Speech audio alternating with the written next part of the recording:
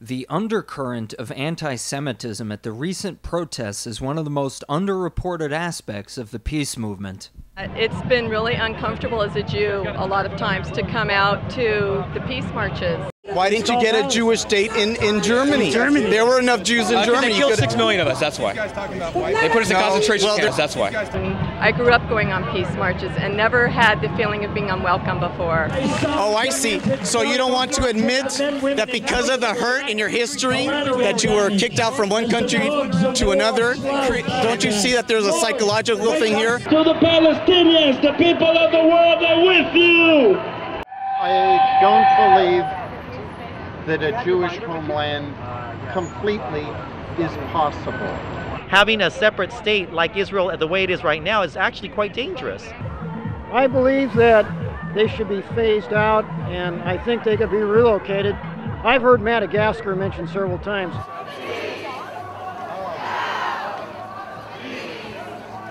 I don't think Israel can do anything until it gets over its racist feelings. Madagascar is very rich in resources. Why can't they have their homeland there? Israel is a death knell for many Jewish people. Okay, so maybe some of these guys had a little animosity towards Israel. What accounted for it? The vehement marketing of Palestinian cause at the Peace March. We think it's important for anti-war activists to acknowledge and recognize and hopefully include the issue of Palestine in their anti-war efforts. There seem to be subtle indications that the Palestinian marketing campaign was working. I'm wondering if you've seen any signs today that you do not agree with. Well, I don't think all that sharply. I saw Israeli flag, which at this time I think is counter to what a lot of people, the sentiments of a lot of people I've seen. But I still didn't understand why the Palestinian cause was so popular among these white urbanites. I really feel we're going to war to protect Israel. The Israelis are like the United States in acting imperialistically and greedily. Oh, I get it. So they tie Israel to the U.S., and it gives the protesters another target for their anger. The other side of my sign, I wanted today to say, first dump Bush, then dump our Zionist Congress. I really felt unsafe. There was so much Jew hatred.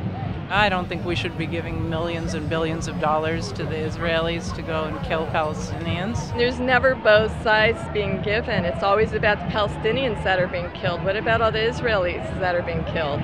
If Palestinians were going to go after people, they ought to go after the military rather than the civilians. But the problem is, if the military is backed by the civilians,